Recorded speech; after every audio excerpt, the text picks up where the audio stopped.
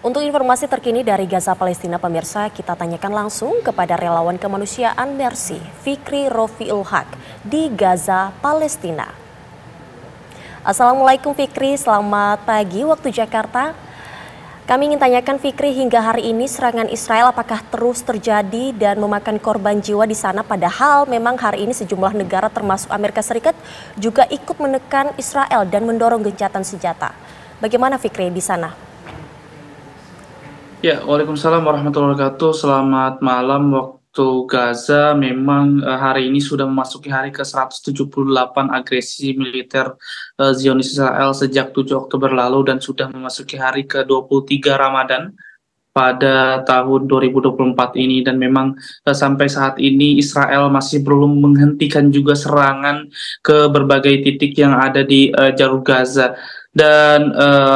per hari ini saja mereka melakukan pembantaian di sebelah barat Rafah, di pengungsian yang di banyak warga juga yang dilarikan ke rumah sakit Kuwait ataupun rumah sakit An-Najjar, dan juga mereka juga menyerang sekali lagi ke jalur Gaza bagian utara, tepatnya ada di kota Bet Lahia dan juga di timur Jabalia Al-Balad yang ada di Gaza Utara, serta mereka melontarkan serangan-serangan artilerinya di kota Az-Zahra yang ada di Gaza Tengah, sehingga total mereka melakukan 7 pembantaian di mana terdapat 70 warga yang meninggal dan juga 102 lainnya mengalami luka-luka dalam kurun waktu 24 jam terakhir. Dan total warga yang meninggal sejak 7 Oktober lalu sampai hari ini mencapai menyentuh angka 32.900 lebih, di mana sekali lagi 14.300 lebih dari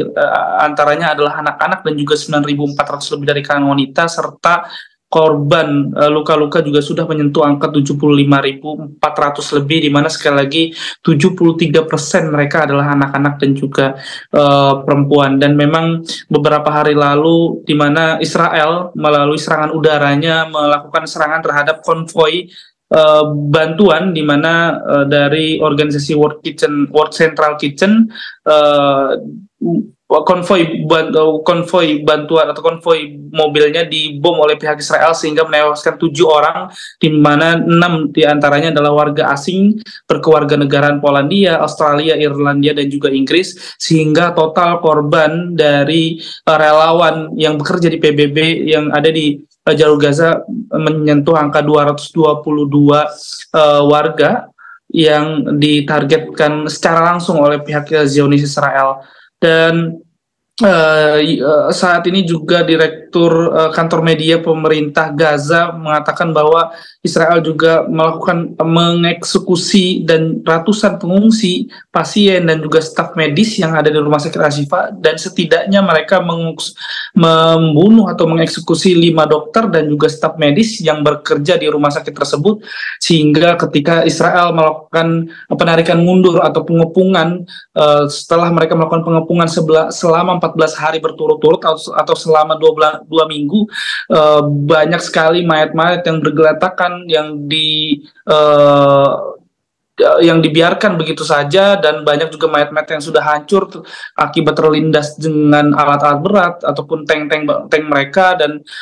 diperkirakan memang jenazah yang ditemukan di sekitar rumah sakit Ashifa itu menyentuh angka 300 sampai 400 jiwa, di mana sekali lagi ini adalah pembantaian yang sangat jelas, di mana Israel seharusnya tidak melakukan serangan terhadap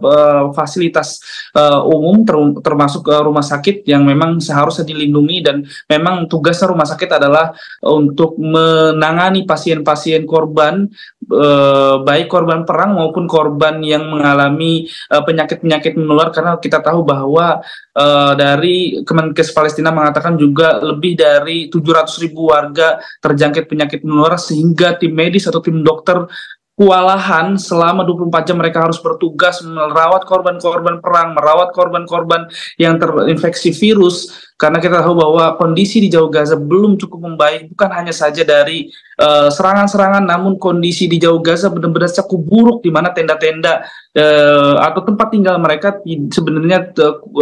tidak begitu nyaman untuk mereka beristirahat, banyak genangan air, dan mereka masih sulit mencari air bersih serta makanan, sehingga memang sampai saat ini saudara-saudara kita yang ada di Jalur Gaza masih terus membutuhkan bantuan-bantuan baik melalui makanan, obat-obatan ataupun bantuan-bantuan lainnya. Dan memang beberapa kali Israel ditekan untuk melakukan gencatan senjata, namun sekali lagi pihak Israel atau Perdana Menterinya Israel Benjamin Netanyahu menolak untuk melakukan pertukaran sandera ataupun melakukan gencatan senjata, sehingga justru malah mereka ingin melakukan invasi daratnya yang kemungkinan adalah setelah Idul Fitri ataupun selambat-lambatnya adalah pada bulan Mei mendatang, seperti itu. Baik, Fikri, kalau kita bicara soal serangan Israel yang tidak hanya menyerang warga Palestina tapi juga memakan korban dari warga negara asing, para pekerja bantuan internasional. Lalu apa tanggapan dari pemerintah Palestina maupun juga apakah sudah ada statement dari otoritas Israel? Ya, saya lupa menyampaikan bahwa Perdana Menteri Israel Benjamin Netanyahu setelah dia melakukan operasinya ya di rumah sakit yang ada di Israel begitu, dan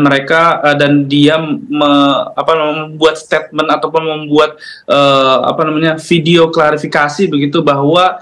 dia mengatakan bahwa kejadian itu tidak disengaja. Dan ini sebenarnya tidak